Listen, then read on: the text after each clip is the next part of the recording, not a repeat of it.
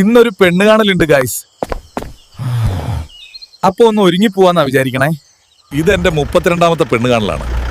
ഇതെങ്കിലും ശരിയാവാൻ എല്ലാരും പ്രാർത്ഥിക്കണം. പോവാം.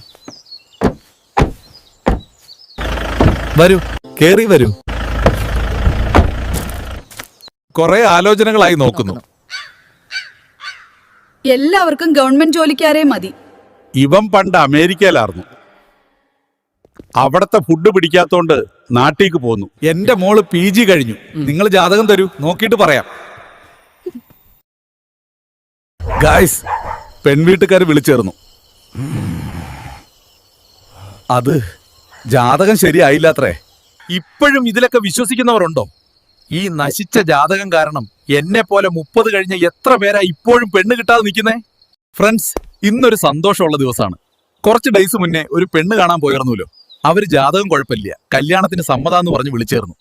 ഗൈസ്, അപ്പൊ അച്ഛനും അമ്മയും പറയണത് വെച്ച് താമസിപ്പിക്കാതെ ഒരു പണിക്കരെ കണ്ട് കല്യാണ തീയതിയും സമയവും നോക്കി വരാനാ.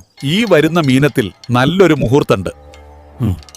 അന്ന് വിവാഹം നടത്തണേല് യാതൊരു തടസ്സയല്ല. പണിക്കര് തീയതിയും സമയവും കുറിച്ച് തന്നിട്ടുണ്ട്. ഈ വരുന്ന മീനത്തിൽ കല്യാണം നടത്തണം. അങ്ങനെ ഇൻവിറ്റേഷൻ കാർഡ് അടിച്ചു ഗായ്സ്. അപ്പൊ എല്ലാവരും കല്യാണത്തിന് ഉണ്ടാവണം. വരൂ വരൂ, എല്ലാരും കേറിയിരിക്കും.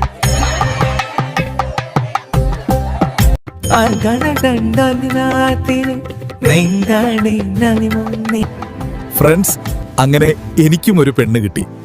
കല്യാണത്തിന് എല്ലാവരുടെയും ആശംസകൾ ഉണ്ടാവണം.